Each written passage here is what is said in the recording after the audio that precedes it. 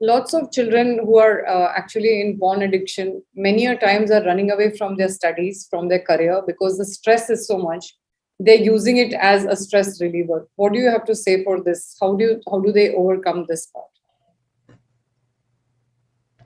I wouldn't say that they're running to it from due to stress. I would say that they're avoiding their work because their motivation has been hijacked. This is all dopamine, right? Yeah. Dopamine is a chemical that's meant to be when released when we're in the pursuit of our goals. So if we have goals for school to achieve a certain uh, grade that's going to take us on to the next stage of our career or to university, that's the goal. We should be motivated to go study to do the test because we're going to get hits of dopamine. But when I talked about at the beginning how porn hijacks your dopamine, so instead of going to do these things, I'm just going to go watch more porn because it's going to make me feel a whole lot better. Doing this work, getting 2 hits of dopamine where porn's going to give me 10 Right. is like, obviously, I'm going to go over here.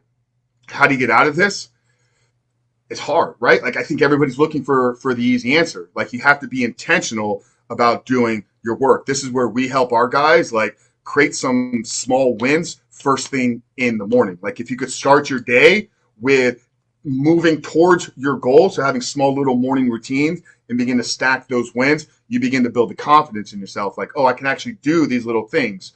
So I would say get porn out of your life, number one, create small little plans. Like, okay, so if you can't study because it seems too big, study for 10 minutes, study for 15 minutes. Like I think saying like I'm gonna study for 3 hours could be overwhelming. Set aside 10 minutes first. Get that done. Acknowledge yourself. Dude, you just did what you said you're gonna do. Then bump it up to 15 minutes, then up to 20 minutes. But start small. If we're not doing anything, we have to create small little goals for ourselves. Because at the end of the day, that's what you said, right? Is we're not doing the things that we know we're supposed to be doing. It could be study, it could be cleaning our house, it could be cooking a dinner, it could be anything. But if we're not doing those things, we have to be able to dissect that and break it down to something very, very small that we can do.